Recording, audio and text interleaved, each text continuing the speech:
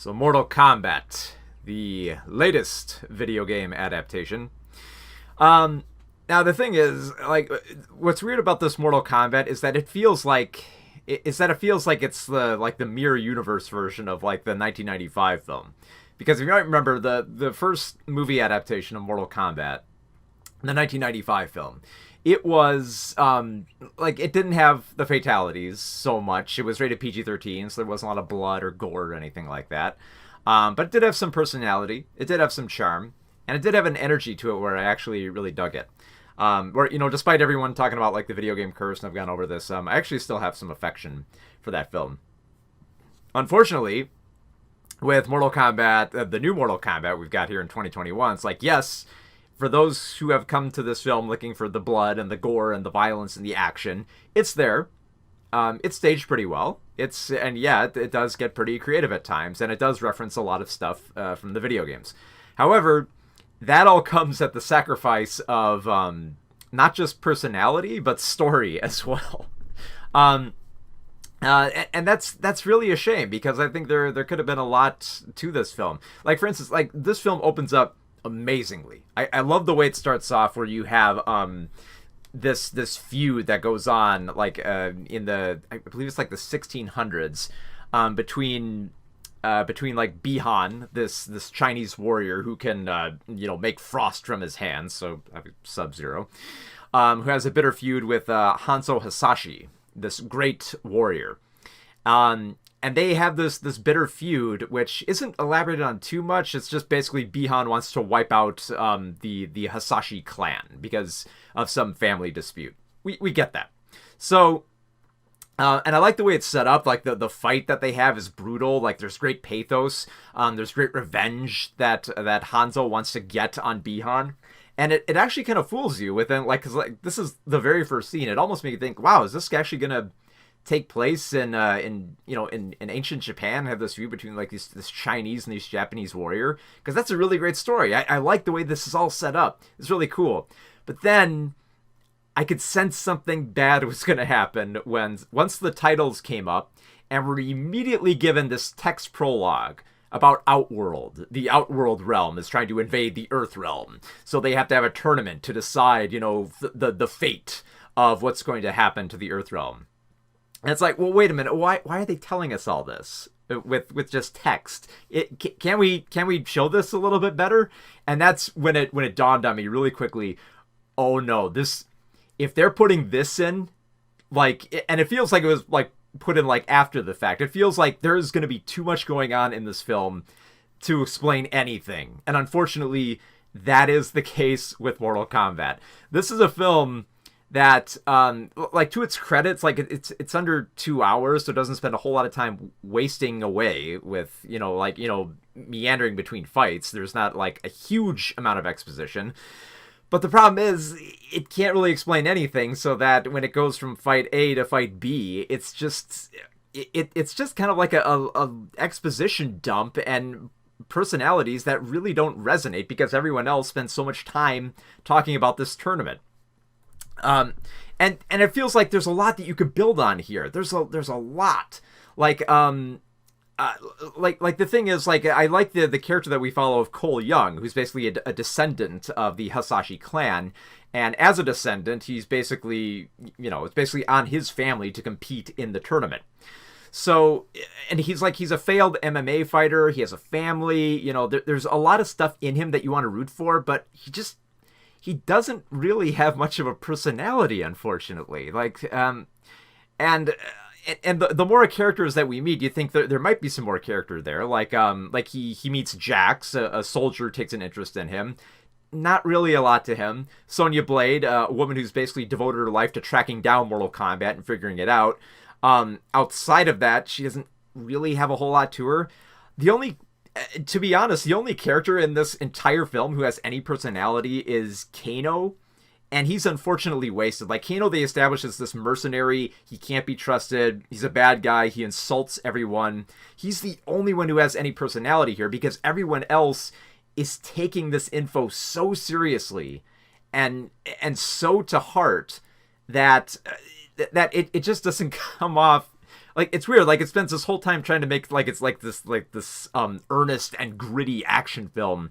But then it also wants to have all these like Easter eggs and references. It wants to crack jokes here and there. Like, hey, isn't it funny that Mortal Kombat is misspelled? Like, oh, they couldn't even spell combat right. Look at the K. But it doesn't really have time to develop any of these characters, and that's a big problem because this film just keeps throwing characters at you one at a time. Not even one at a time. Like they throw them in like chunks. There's at one point where we're given like a little bit of an idea, like, okay, we're going to see this lady, has the big teeth. She's going to come about. There's a reptile that's going to come about. But then in like the next section of the film, we're introduced to Cabal and like a handful of other characters. And once they show up on screen, I'm just like, why are you introducing them now and giving them all this?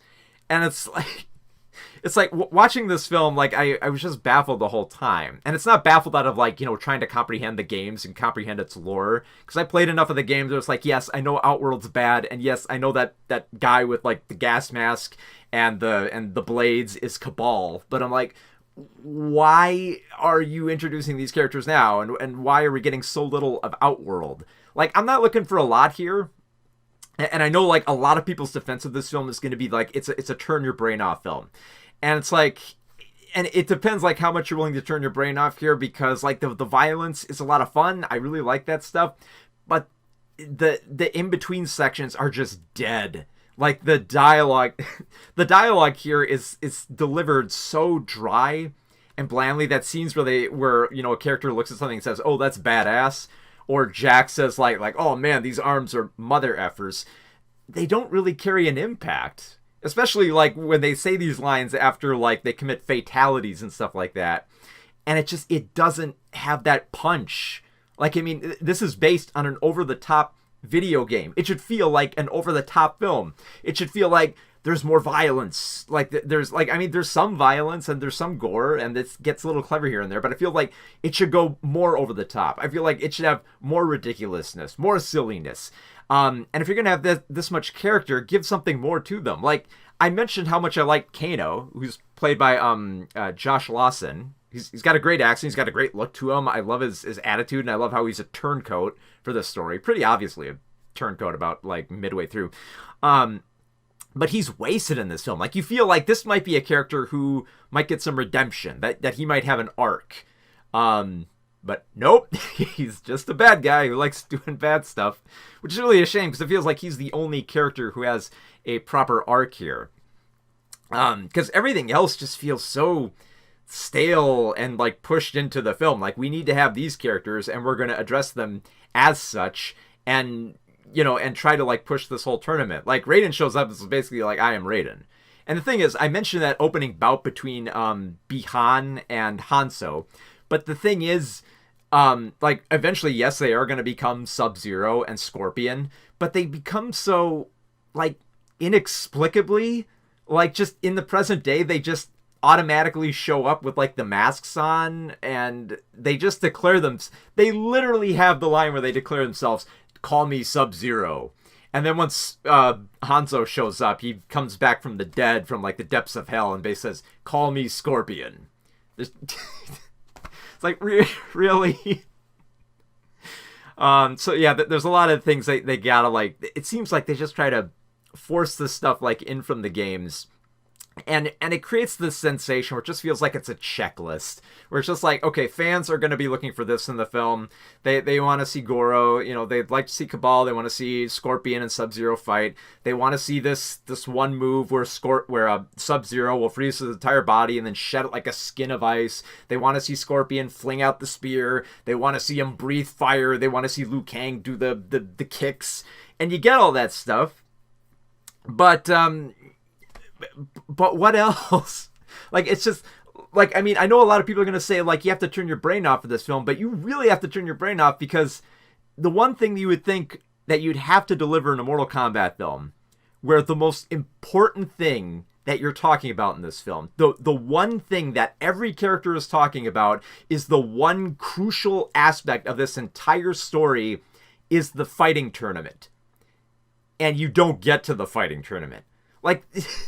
they keep talking. It's like this is the ultimate fight for the fate of Earth, and it's going to be the most important thing in the world. And the film doesn't even have time for it. Like about halfway through, they're still talking about this fight and how they're training for it, and how like they have to master their superpowers that are going to come about because they're the chosen ones. And they keep on saying like, you got to trade for the tournament. We're going to have this tournament, and it's halfway through the film. You're like, you're not getting to a tournament. You wasted so much time with a lot of these scenes that that don't build up to anything. It's just like a series of fights. And if that was going to be your whole goal, fine. But why do you keep building up this tournament? Like, I mean, obviously they're talking about this so that they can set it up for another film. But at that point, don't you feel cheated? Don't you feel like you've just been watching a prologue and not the actual film that's going to build up to? And also, man, if they really want to be scummy, Warner Bros. Wants to do this, they'll not even make the tournament happen in the next film. They'll maybe focus on the first half of it, but never finish it, and you'll have to come back for the third film so they can have their Mortal Kombat trilogy for the long haul. And it's just really depressing that the film would go in this route where it doesn't feel complete. It feels like it has to set up all this stuff. Like, this film can't even wait until the credits are done so that it can have its own sequel bait of having Johnny Cage. Like, the film ends on a dud by just saying, oh, we're going to go look for Johnny Cage now. Maybe we'll have a tournament in the next film.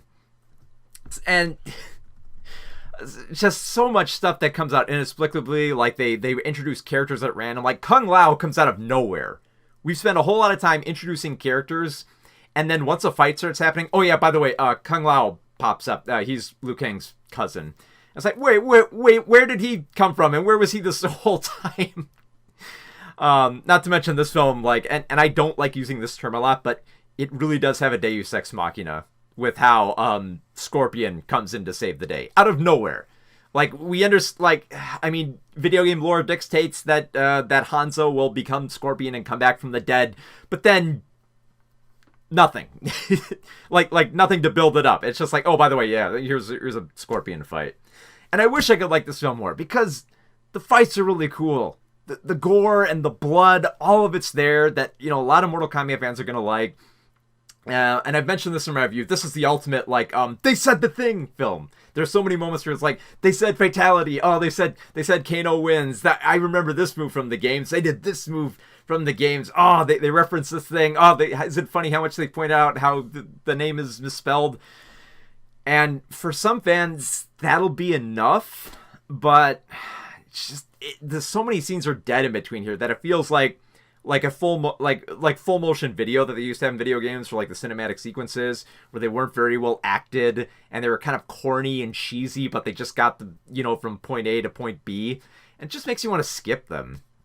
That that I mean I watched this in the theater and I felt like I probably should have watched this at home just so I could skip through a lot of this bland dialogue that goes nowhere with it.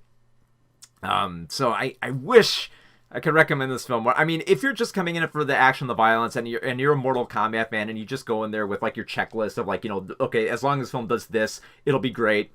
The film will be great for you. However, if you're seeking any connective tissue here, or any personality, or charm, or coherence, or actually sticking to the tournament that the film keeps talking about and then never gets to, man, you're going to be disappointed.